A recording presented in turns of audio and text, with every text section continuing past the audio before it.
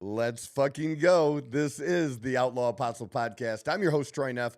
I'm the fucking guy, and the other fucking guy ready to roll on this Friday morning already is Leo. Leo, good morning to you, brother. Good morning to you as well, man. How are you doing? I am doing good.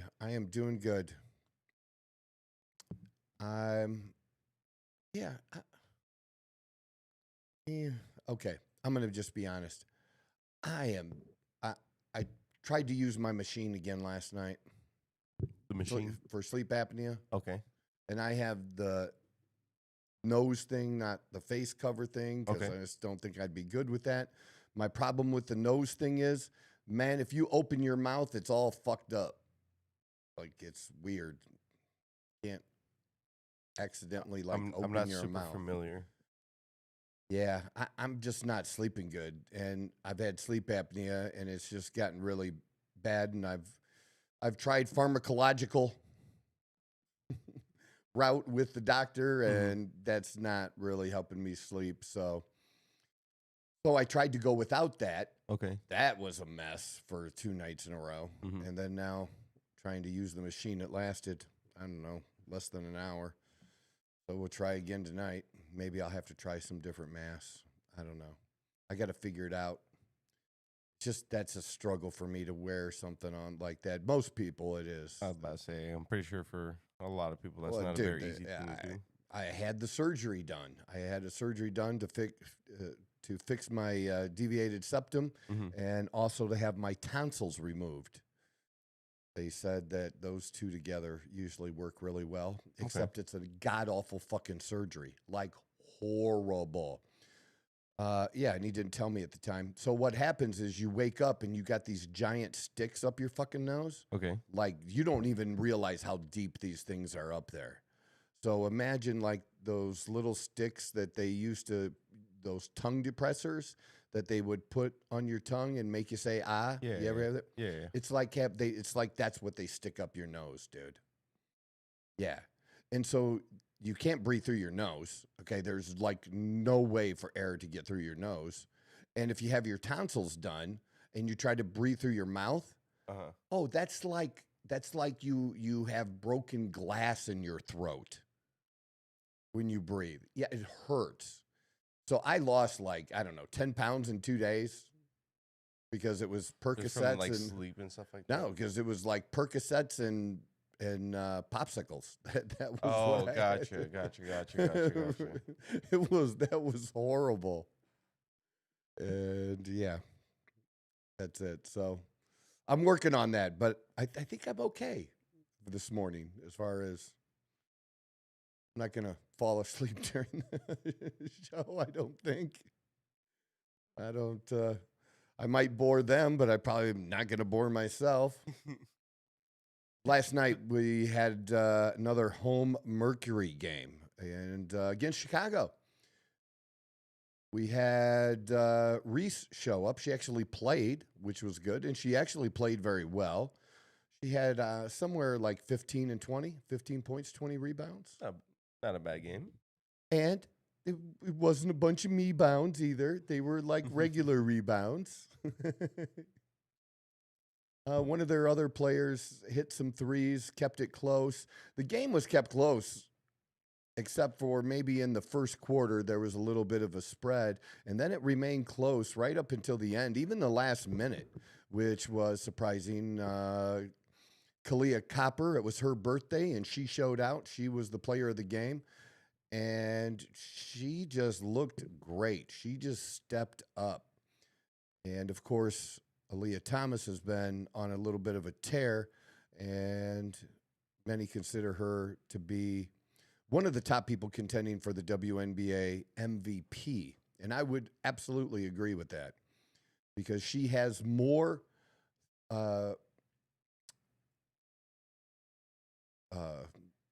double-digit or triple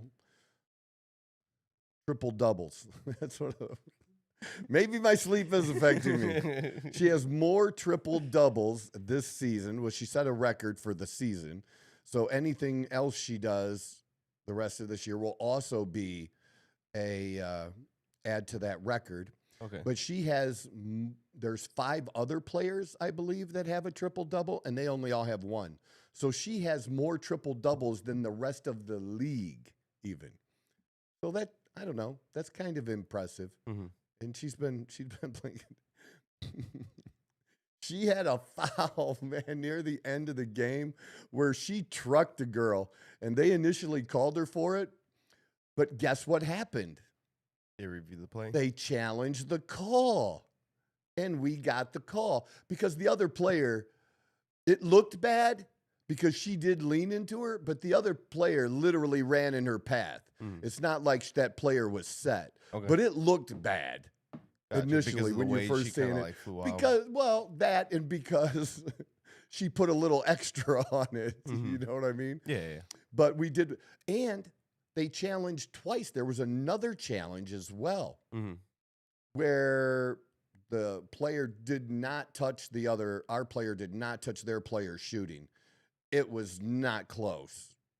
You know, it can be close on the arm or something like that. It was not close. And we won that challenge. So we challenged twice last night and won both those challenges. Interesting enough. Because that, as far as giving you an update, so I was allowed back, obviously. And I met with my rep. He came down and visited me in the lounge. And then his boss, the head of sales, came down and met me. And then this Cornelius dude. I got to find him today because he's the head of security. He was the one who was originally supposed to respond to me. He didn't come. And what I did find out in their little report and stuff, they never went back and talked to anybody around me. Like the now, if you're going to make a decision about potentially taking somebody's tickets away and you remove them from a game, I don't know. I think that would be pretty important to do. Would be to, hey, you know, can I ask you a couple questions? You know, we pulled the coach, asked us to pull him from the game. What did you hear? What did he say? You know, that kind of thing. That would just seem typical. They didn't do that or anything like that. They still can't tell me what I said that violated any fan conduct rules. And so basically, I think they just want me to just go on. Like, you could come back and, hey, good to see you. Like nothing happened. And I'm not good with that.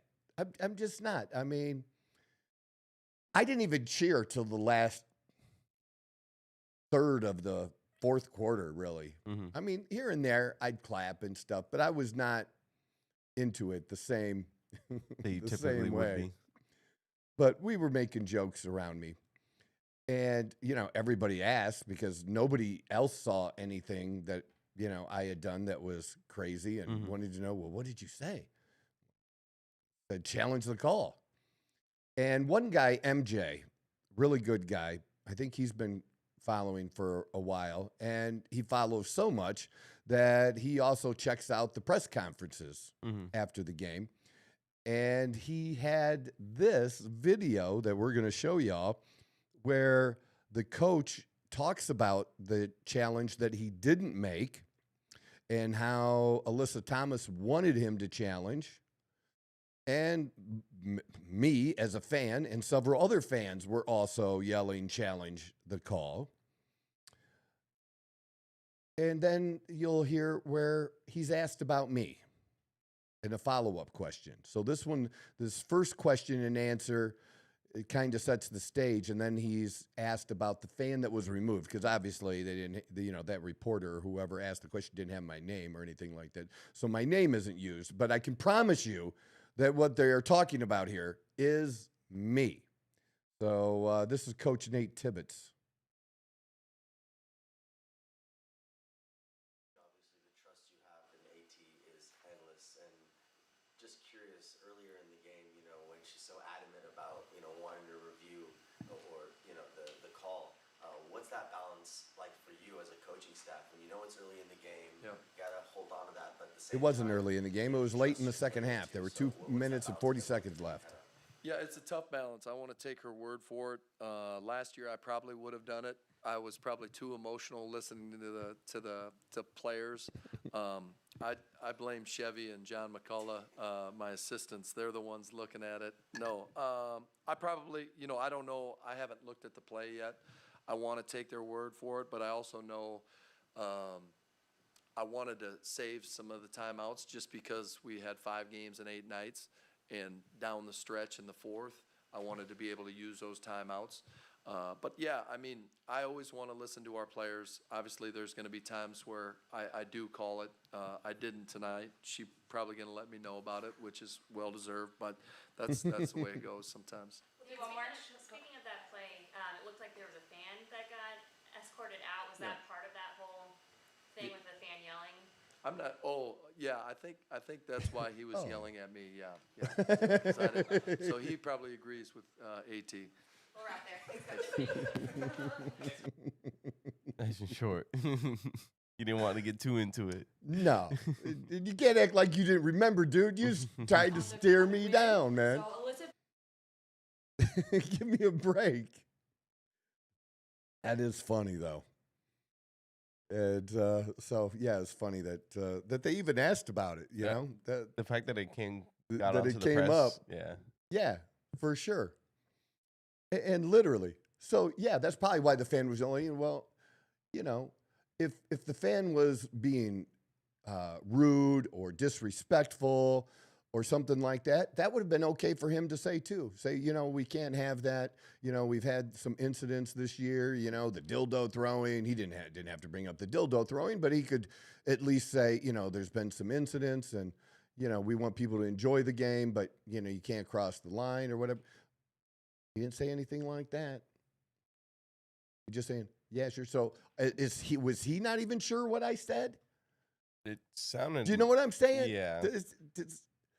It's and you can lose your cool, man. I'm totally okay with that. But you know what else I'm totally okay with? Because it was handled so poorly. What's up?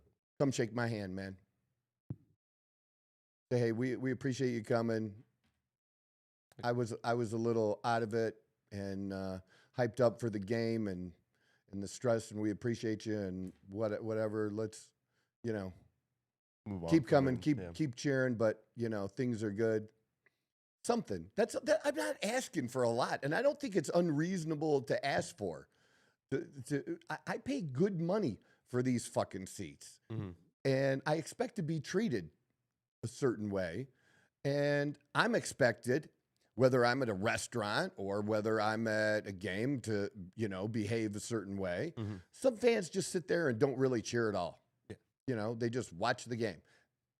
That's fine, but I've never really been that fan that much in my life. I've always been a fan that's talking to friends near me. We're talking about the game as it's going on.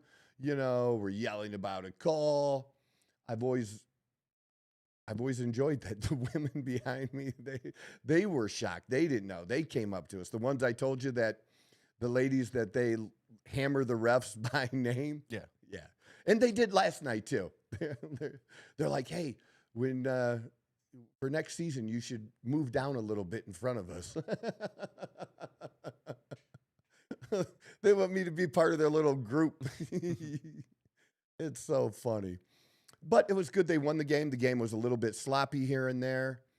A lot of steals on our part, but again, way too many missed opportunities, layups and stuff. Yeah. And that's where Copper, she doesn't miss a lot of those. Doesn't miss a. And if she does miss, they're not ugly misses. You know what I mean? She's not a small player, but she's not one of the biggest players. But she's an athletic player. And she keeps coming out more and more with this team because she didn't start the year with us because she was injured, really just short of the All-Star game. So I just feel like she's exerting herself more and more, and especially needed her when Sabali did not have a particularly great night scoring. Alyssa Thomas had an Alyssa night, but not one of her great nights. She had a good night. Yeah. And that's it. So other players have to step up. Mac stepped up. She had her first double-double, and she looked good.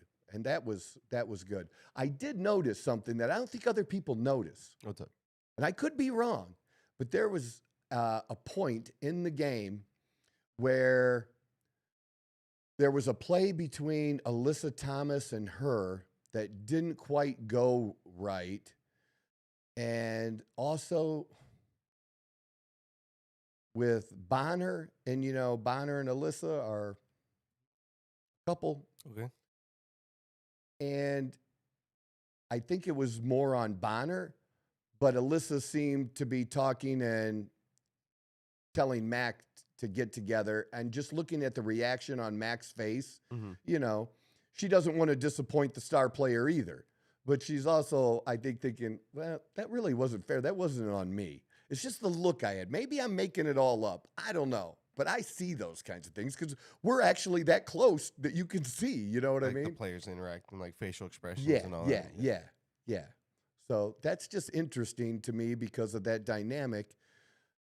It just reminds me of, I'm going to bring up motorcycle clubs.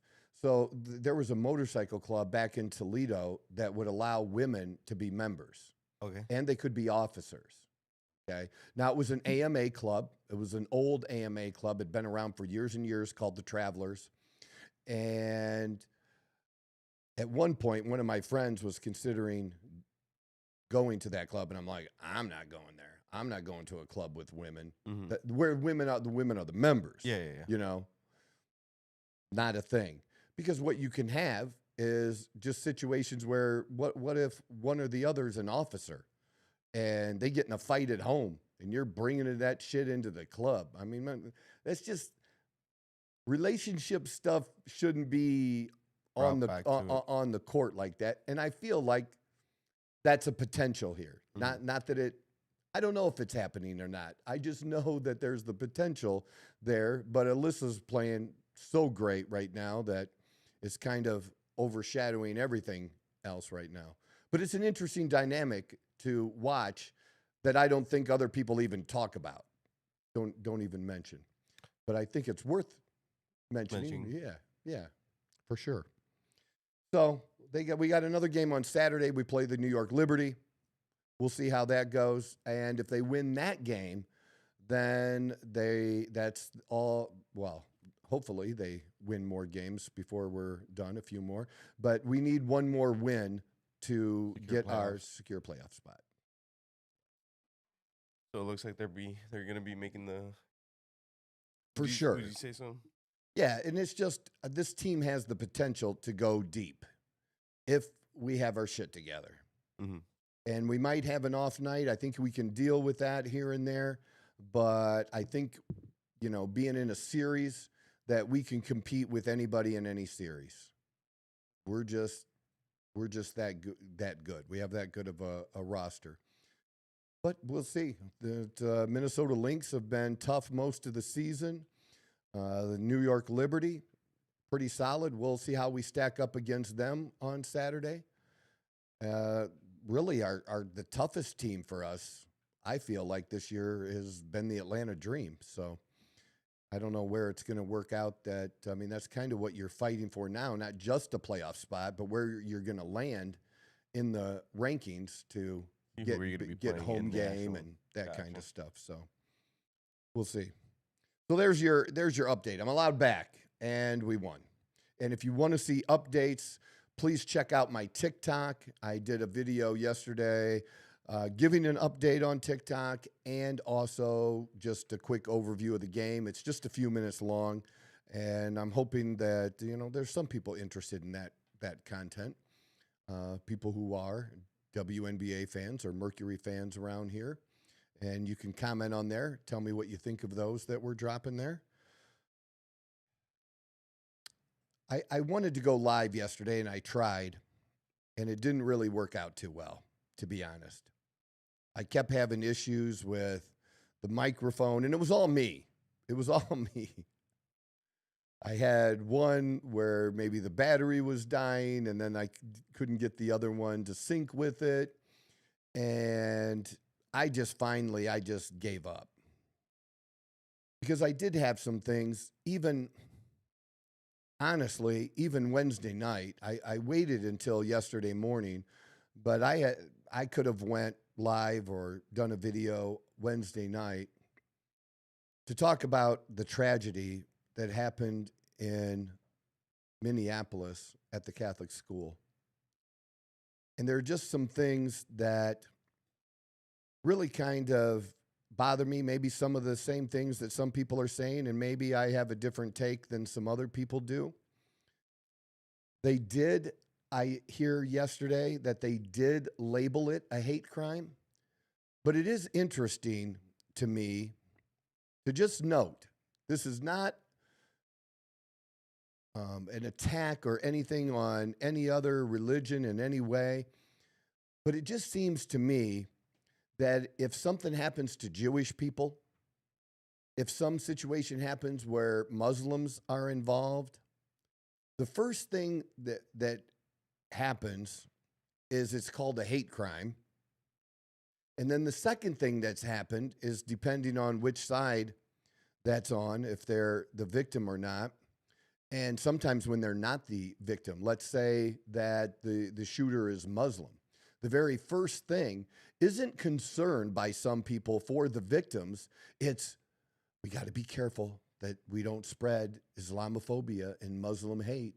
That's the first thing they think of. I'm not saying it shouldn't be brought up, because people are going to feel a certain way when something happens and somebody's ethnicity is brought up about it, of course.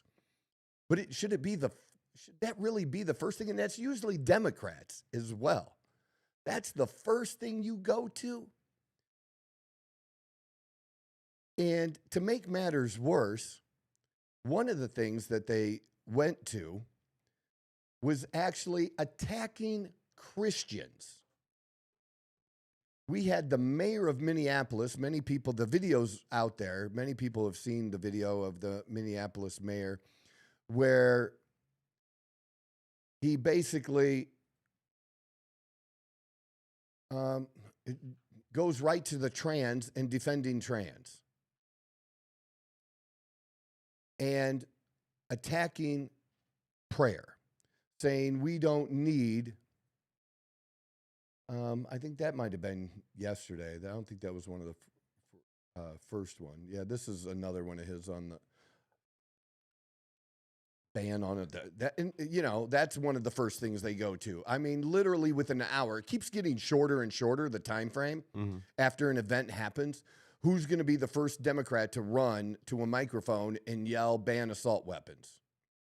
When, honestly, 99 out of 100 times, not one of those motherfuckers can identify what an assault weapon even is. They can't even describe it to you. They don't know. And you had people on CNN and other places who claimed that a single trigger pull could release a dozen bullets. And that's not possible. A semi-automatic weapon, one trigger pull, one bullet. Now, there are some things out there that can make that happen faster, but it's still a trigger pull. Now, his was, we don't need your thoughts and prayers. Enough of thoughts and prayers. And then even Jen Psaki, who was the spokesperson for Biden, again, said something similar to that as well. Well, first of all, these kids that were killed, they were fucking praying at the time that the shooting happened. And it's these people who are godless, who they have zero belief in God altogether, and they don't understand us, because when something like this happens, we cling to our faith. That we don't always understand why it happens. Unlike them who say, well, what kind of God is that if he allows this to happen, allows children to be killed?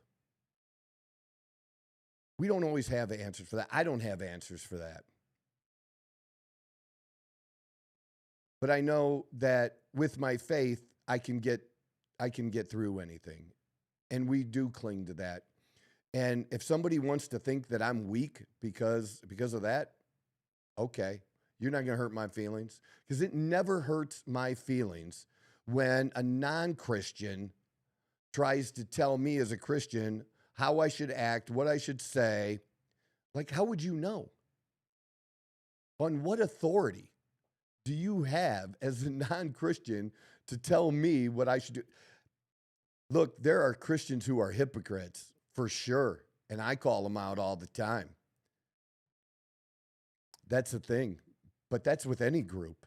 There's no group that doesn't have hypocrites, including the fucking Democrats. But how stupid is it? And why is it okay? Why is it okay to attack Christians? And if there is an attack or people say something about Muslims or Jews, maybe because we don't have a white lobby, because if we did have a white lobby, they'd be called the KKK, right? Nobody defends the white male, and nobody defends Christians. But you say something about Israel, and boom, there are people out there pushing back. You say something about the Muslim community, and somebody is there pushing back hard. And so it seems to me that there's a little bit of refraining that goes on that does not go on with the Christian community. It's just okay to attack Christians. That was one of the first things that I noted was attacking people who pray. So is this the one? This is the one that was right after the Yeah, shooting. okay. This should be it then. I don't know if we'll have to listen to all of it, but this should be it if it was right after. Throughout the morning, we have seen this extraordinary Minneapolis family step up in thousands of different ways. People with strength, resilience, compassion, and love for the families that have been forever impacted by this heinous act. We want to make sure that we're doing everything possible for them right now, and I want to give a special thank you, and we are so grateful to all of the faculty and the teachers at Annunciation. The way that they acted during severe threat and danger was nothing short of heroic.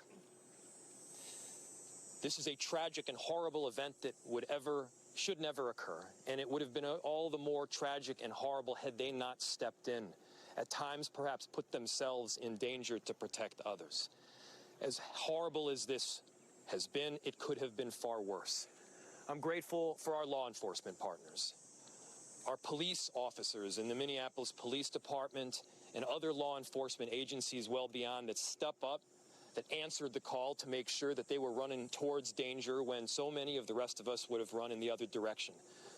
Thank you. We are so appreciative of your service. To Principal DeBoer and your whole team, the ethic that you have showed,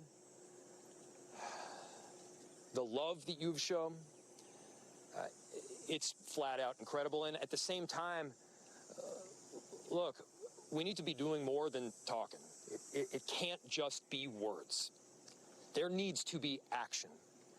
And when we have seen school shooting after school shooting, when we have seen churches get shot up by horrible actors, I think the impetus has to be on all of us as leaders to do a whole lot more, to recognize that we've got more guns in this country than we have people. Right to the guns. And it's on all of us to recognize the truth and the reality that we can't just say that this shouldn't happen again and then allow it to happen again and again beyond that. It's on all of us. And I have heard about a whole lot of hate that's being directed at our trans community.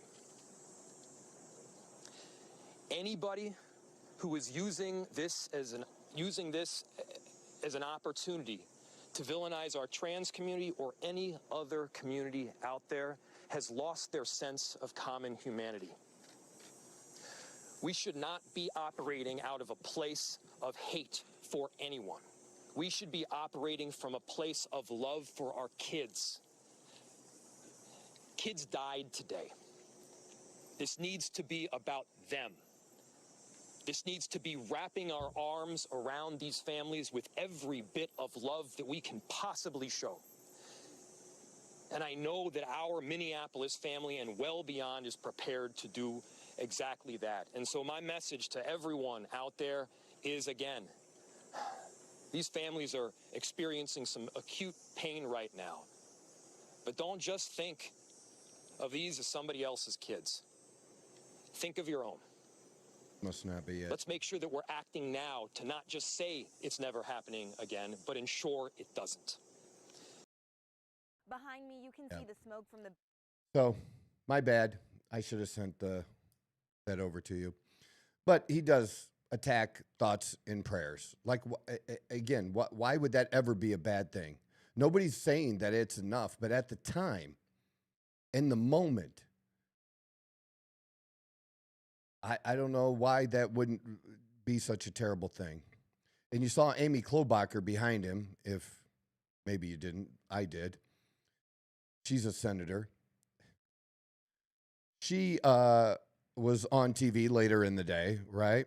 Mm-hmm. And she is being hammered now for misgendering the trans person and calling him a he when he is a she.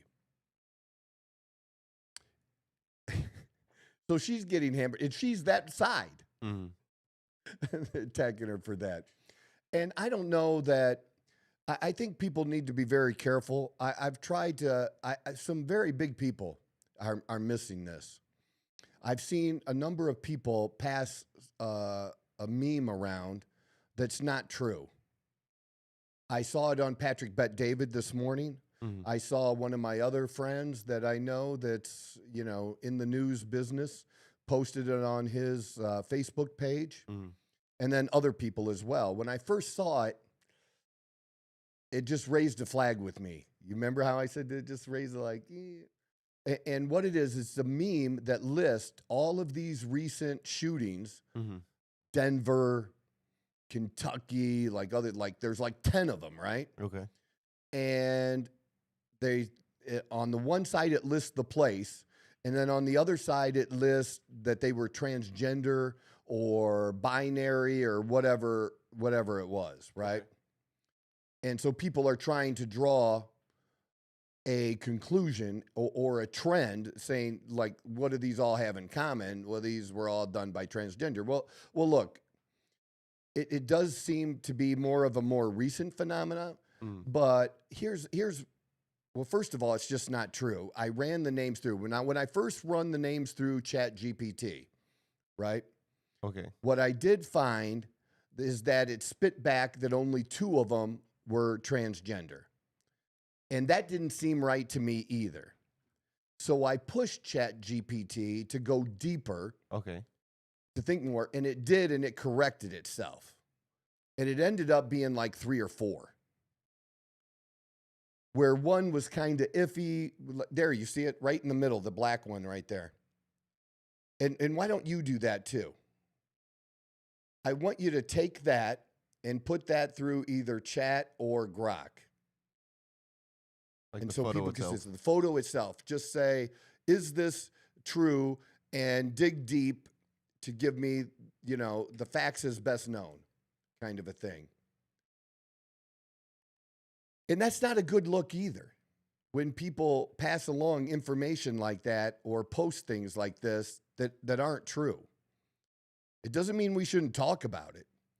But I don't like that kind of misinformation either. And I've seen it out there from places where they have fact checkers. Or where I think they're smart enough that they would check it themselves. Mm-hmm. But especially on Patrick Bet-David. And I think it was Vinny who brought it up this morning on Patrick Bet-David. Is this what you got? The image share contains a list containing the multiple mass shooters in the U.S. were transgender or gender diverse. This is misleading and inaccurate. Yeah, but it didn't give you a case by case. So you can ask it that. Fact check each one individually. Just tell it to fact check each one individually with the best information available. And like I said, you have to do this with these AIs.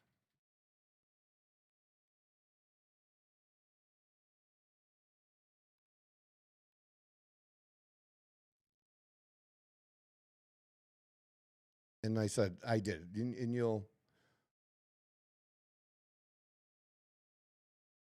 There. So Denver, that one, transgender.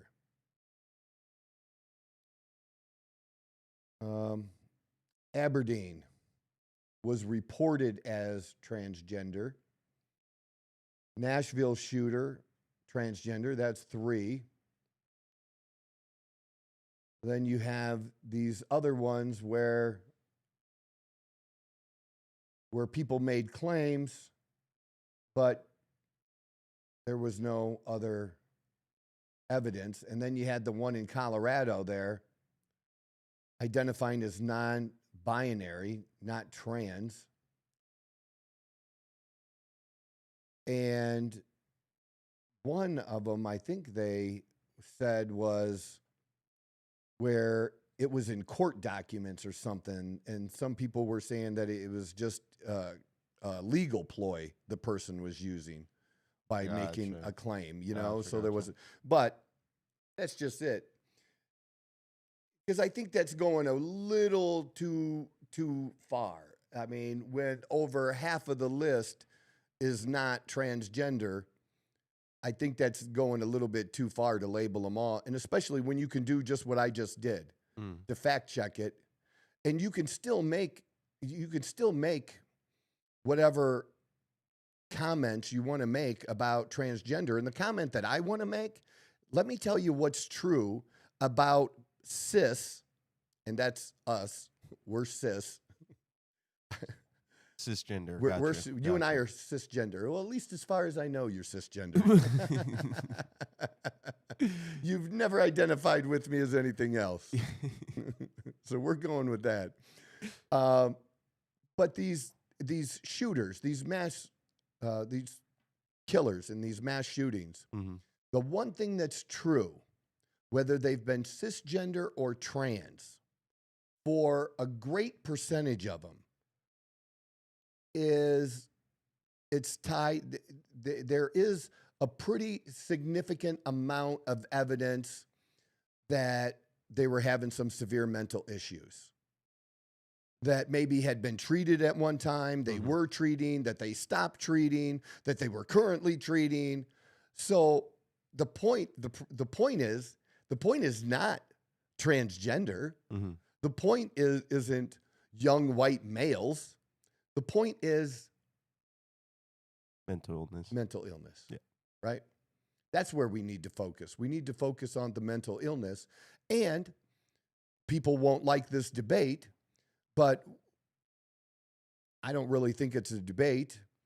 I think for the most part, for a great majority of these people, including the shooter yesterday, from the information that is public, that he was having some problems being transgender, that maybe he had a little anger or resentment at himself for buying into it, saying he was tired of being transgender, because he had this whole manifesto and everything. And I don't know if you got to see it or not, but also on the weapons, on the magazines, you know, there were racial slurs about Jews. There were anti-Trump saying even kill Trump. And what would be funny in the media, they would report it, but they wouldn't actually say that he actually had kill Trump on it. It just said, they would just say Trump or anti-Trump. No, it went further than that. He was calling for killing the president. That's where his mindset was. And they're trying to figure out what was his mindset. Why did he want to target kids? And I guess his mom used to work at this school at different times, or had in the past. And what I saw today is she hasn't been cooperating. He's 23. Okay, so he's an adult. The guns were bought legally. And it wasn't just an assault weapon. I don't know if the other ones were fired or not, but he also had a shotgun and a handgun. And I'm sorry, but people, I'm really tired. I don't know a lot about guns. I know enough to be able to be safe and shoot and do the different things I do.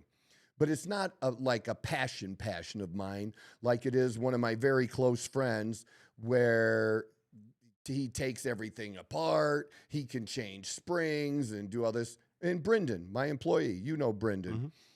Brendan, super into all of that kind of stuff.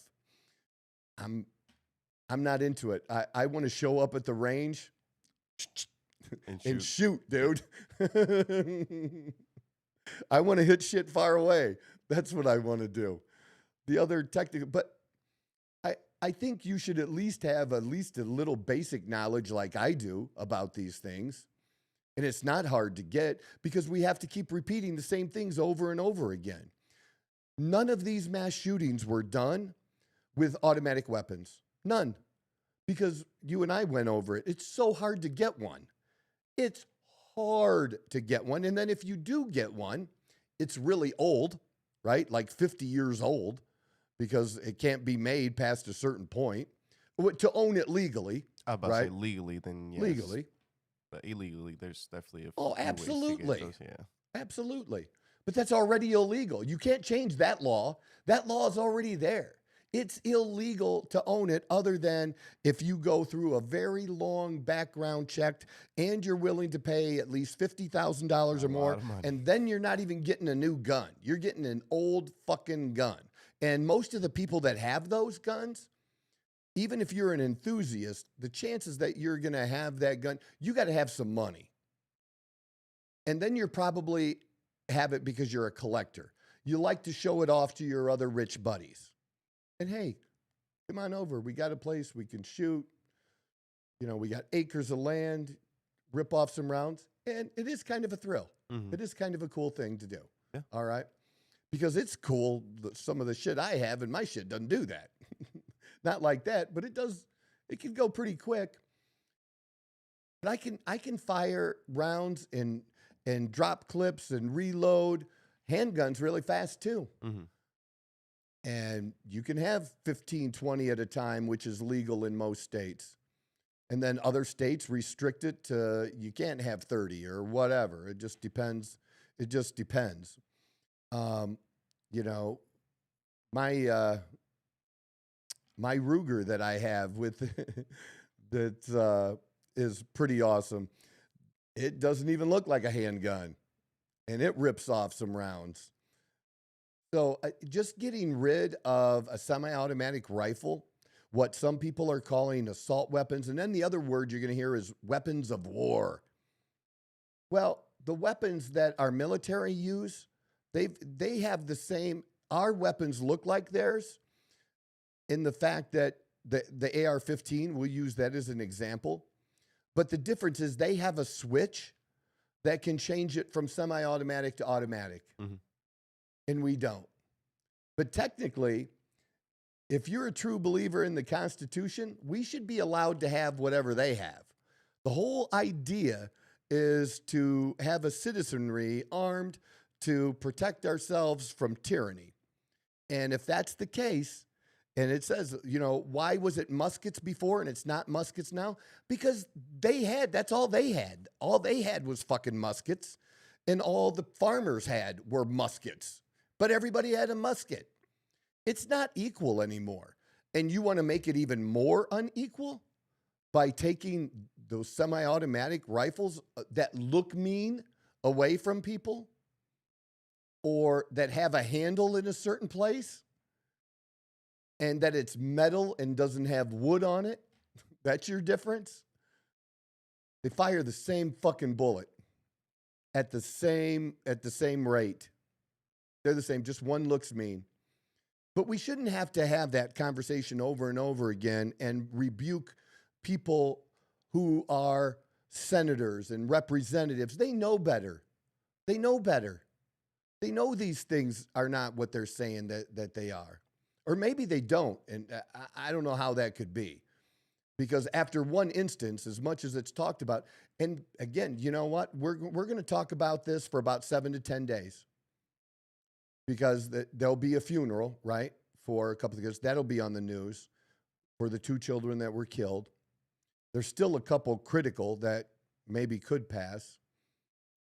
But it'll be 7 to 10 days, and then it'll fade again. I think the Republicans need to do more. But what they need to do more is to push and get more people on board for fortifying our schools. Because we're not going to agree on taking guns away from law-abiding citizens. We're not going to agree on that. It's not going to happen. And the only way to make a ban like they want work, because there's already 400,000 ARs out there or something like that, right? The only way is to confiscate them. And God help you if you're the one that has to knock on somebody's door to get that person's gun. That you want to see civil war, I think that would trigger civil war for sure.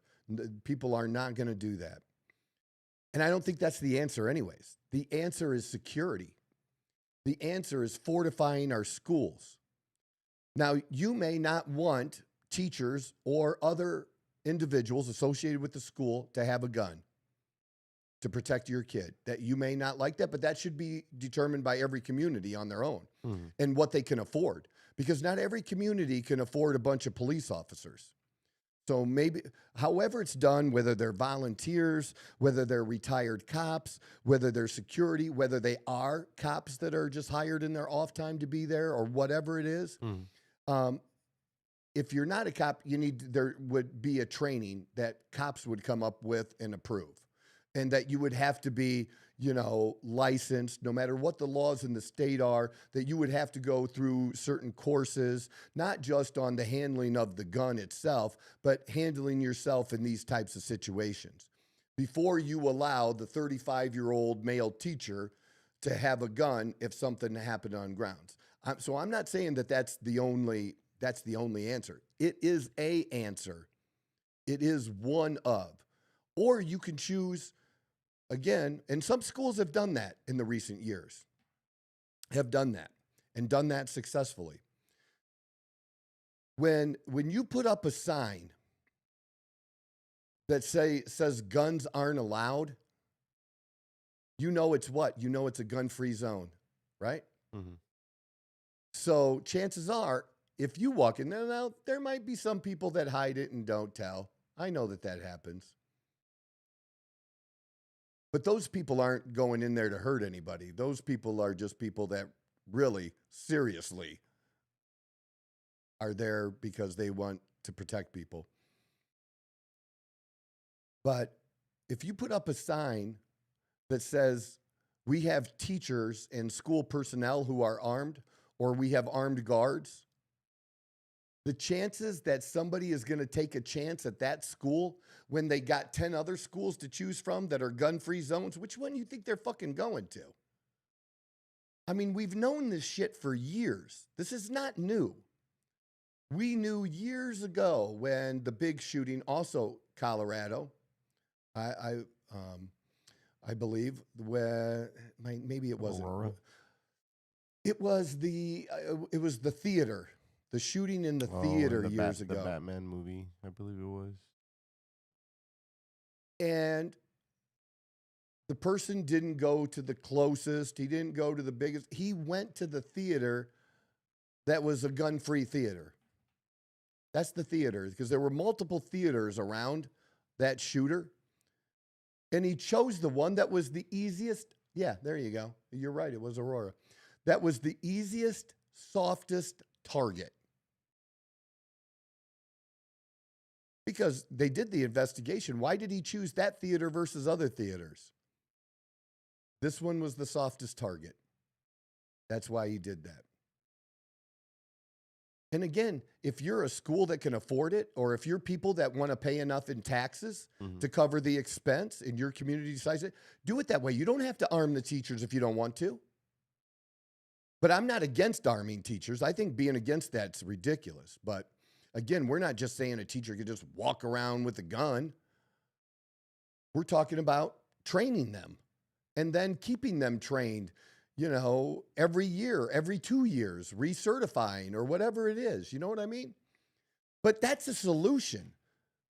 The solution is protecting the school itself and protecting the kids. Now, we can't do that everywhere. There's always going to be risk. We can't protect every nightclub. That's on the nightclubs and the bar owners to determine what kind of security, you know, they have. But when it comes to schools and churches, which seem to be a greater amount of where these occur versus other places, and again, workplaces, you know, I have a client that's what he does. He's security on a big, very large company's site. And the things that you see him doing are just kind of a cover for what he really does, which is looking for that person that maybe got fired and is mad, or waiting for that husband to come in and pick off that wife that was cheating on him or whatever to you know, go to handle situations like that, like high security situations. But I think as a country, we should be willing to find a solution and choose whichever avenue you want to go and spend the money or not spend the money and find another solution, but find schools and churches. I think that's pretty important. Now, churches, that's probably on their own individually too. That should be up to that church community to decide, you know. But I know a whole lot of them probably have some folks that attend that church that would be more than happy to take that position, to be armed, to be ready. Again, I think there should be, if you're going to do that, I think absolutely the training needs to be a part of it in there. And that we can have an impact on what's going on. We haven't had an impact yet. There was a time we did have a ban on assault rifles. And then there were other guns that were used during the shootings, ones that were very similar to assault weapons. I mean, again, barring just confiscating all guns, which is not going to happen. That's the only, that's why what they want, and they do want to go down that road. That's the only way that you can prevent what we saw happen, is take away everybody's. That's just not going to happen. So the other two, what can we do? What can we agree on? Can we agree we need to protect the kids? Can we agree that, you know, that every single school should have to have a plan? And maybe some of the money that was going to the Federal Department of Education and now needs to go to the states, maybe it could go for some of that. And maybe you could combine this in a crime bill like I talked about the other day.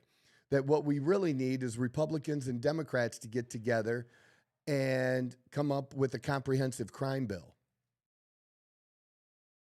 And fuck who gets credit for it. Do it so that you all get credit. How about that? And instead of worrying about, well, man, if we agree with the Republicans because they're in charge now, and even though we'll get credit for it, we might not take over power. It just tells us who you are and what you want, that you want the power more than you want the solution. Prove, whether you're Republican or Democrat, prove that it's not just about power in elections.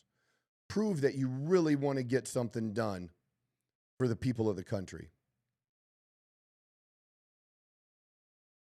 So I got into that a little bit. That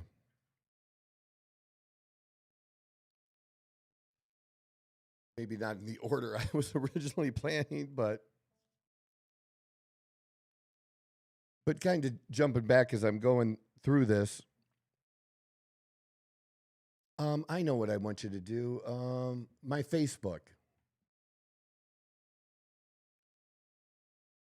It's just fucking crazy, man. They immediately talk about,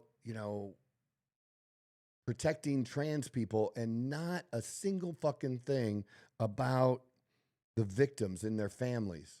Shouldn't that be first? So I want you to play that video. This is from a couple years ago that's being circulated now. And it's short. Just play the whole thing. Crank it up.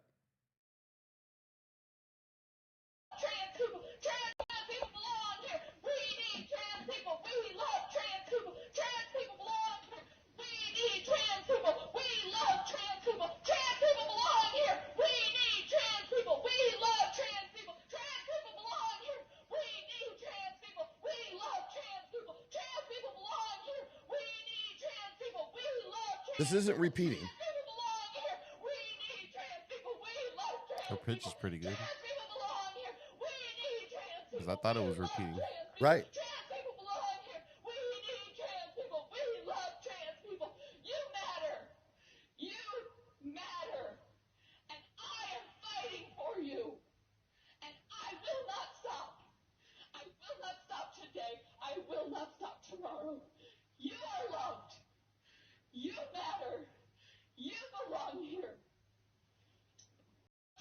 Dude, I think all people should be loved. Yeah, that was. I got no hate. That was hysterical, man. Right? She's a state senator in Nebraska. That makes it so much worse. And Michaela Cavanaugh, she's also friends with Megan Hunt, who is also a senator in Nebraska. And Megan Hunt's son is trans.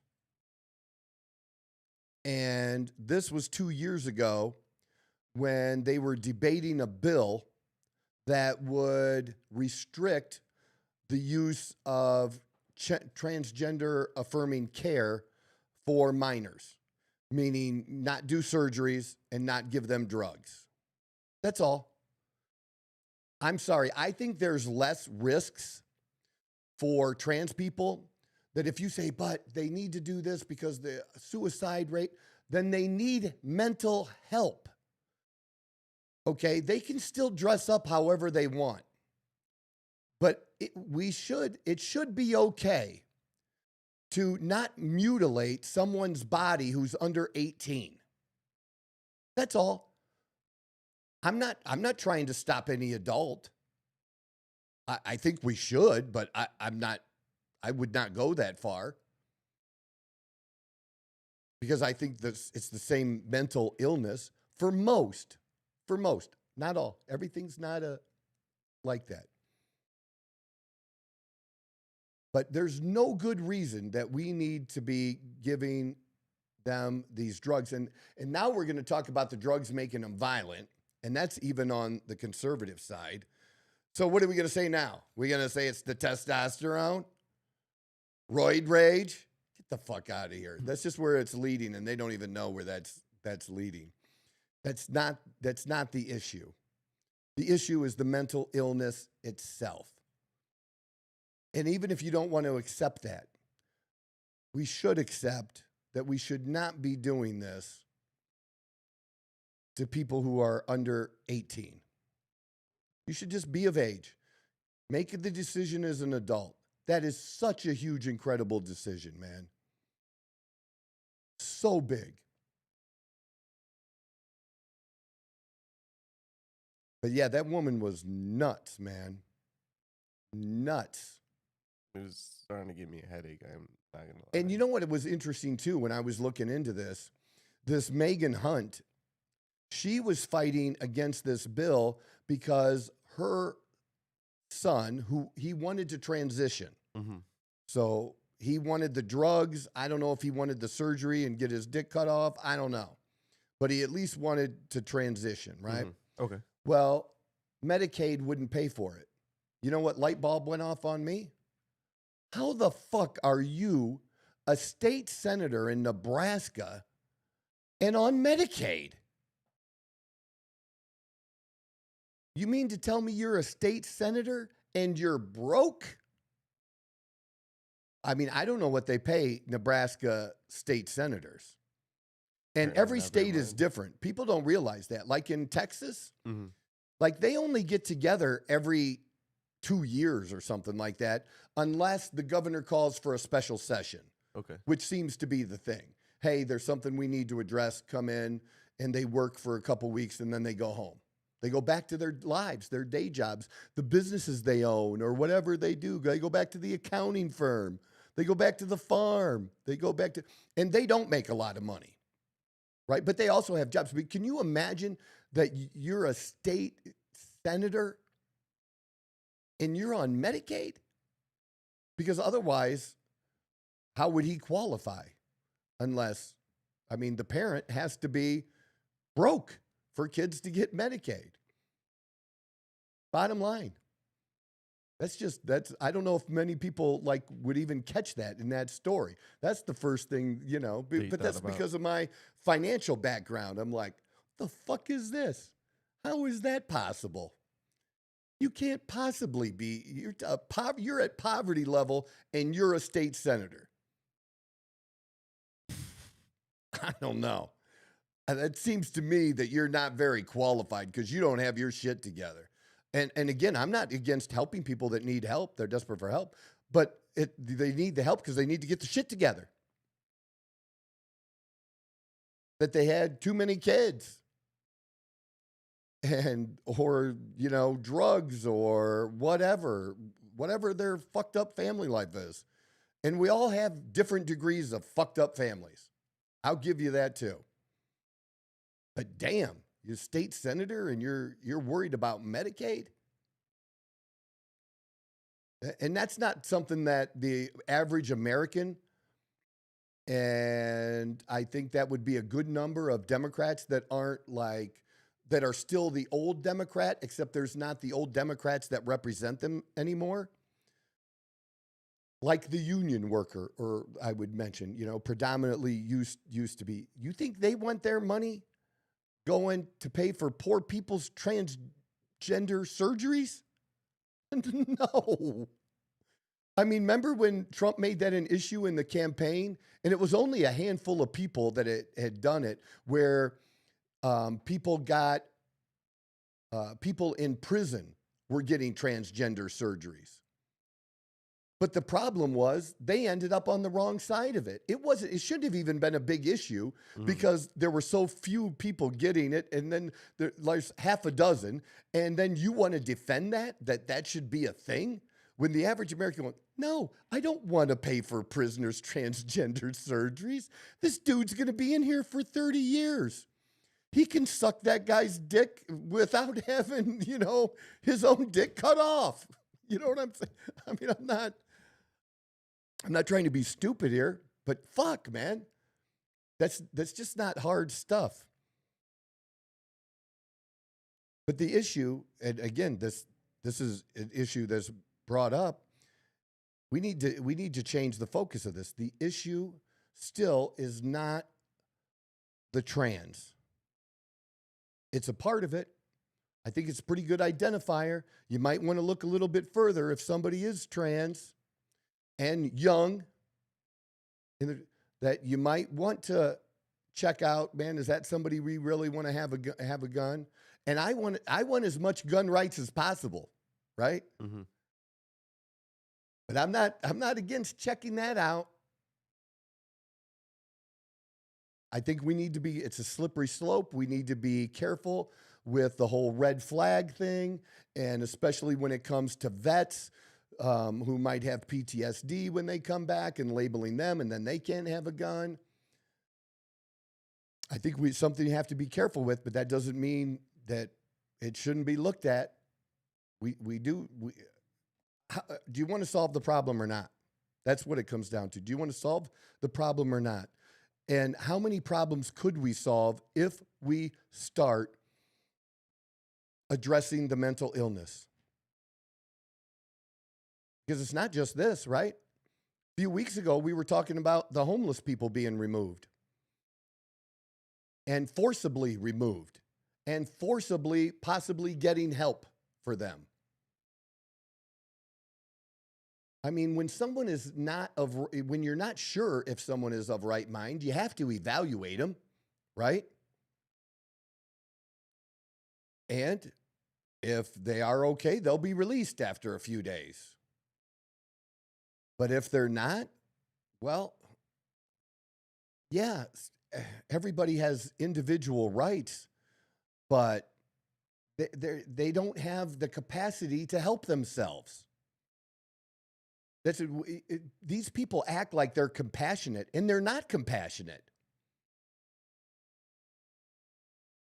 They're not compassionate. You think how the people that are defending and saying, you know, we need trans people, you think they're going to talk about the fact that in the stuff that we have so far, that this kid was saying that he wished he hadn't went down that road?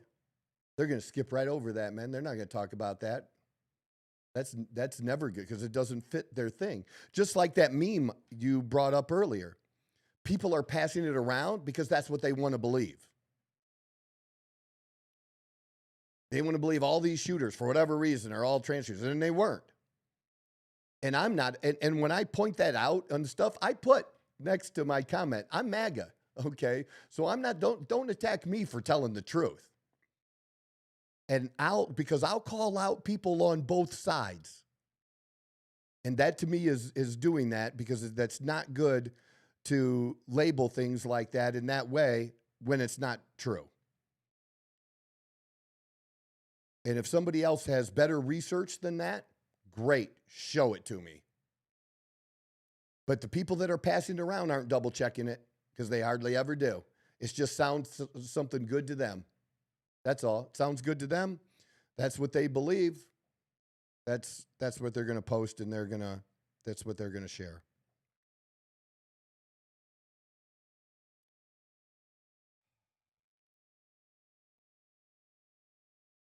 I already talked a little bit about the Christian community,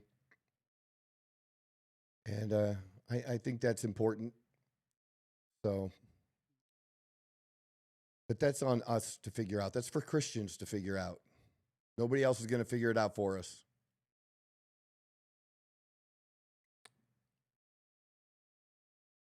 Yeah, and I just covered my last thing. Pushing mentally ill people to transition is the problem. That's not compassion. And especially youth. Man, can you at least save it on the youth? That's honestly, that's big right there to me. So that's kind of what I had for today. Other things on my list I didn't get to, but these were the two most important, giving you the update and, you know, obviously throwing my 2 cents in here because everybody else is. I just want to hope that, you know, if you do pray, keep praying. Who gives a fuck about what somebody else thinks about you praying? Keep praying, keep the faith.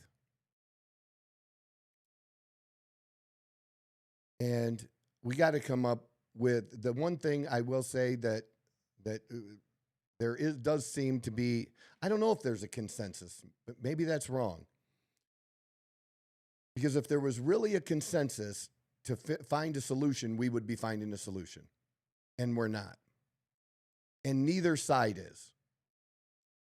The one side just wants to just go after the guns, and that's not going to work. So the answer should be, how do we protect the kids? What's the answer to protecting the kids? Minnesota has strong gun laws. And these guns were purchased in Minnesota. It's not like they were purchased in another state that has softer gun laws and brought into Minnesota. That didn't happen in this case.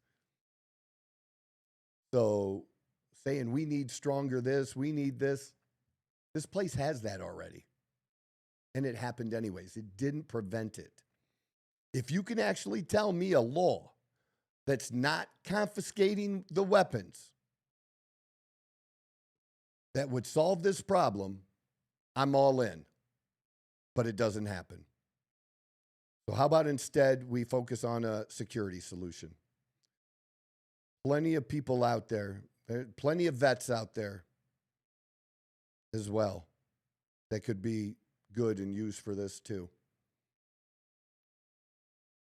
But Republicans need to do something too, because if you don't provide a solution like that, then we're going to have to continue to deal with the people that just want to pull the guns. So y'all, look, what I need you to do is, if you like the content, I need you to comment. I need you to subscribe. I need you to pass along to some other folks. That's what I really need. And help me out on some of these other social media channels as well, by checking them, clicking on them, following me on those. And that's TikTok, that's X, Facebook, Instagram. Occasionally I put the same thing on several different platforms, but I do try to spread things out where I might put just certain things on certain platforms where it's just kind of more appropriate for that platform. And it's not just hardcore politics or things like that either. It's fun and stupid stuff too, because we should all laugh during the day. Can't be over serious all the time. But this was terrible and something that we need to take seriously. And I'll pray for these families. You do what you got to do. This is the Outlaw Apostle program. I'm Troy Neff. I'm the fucking guy.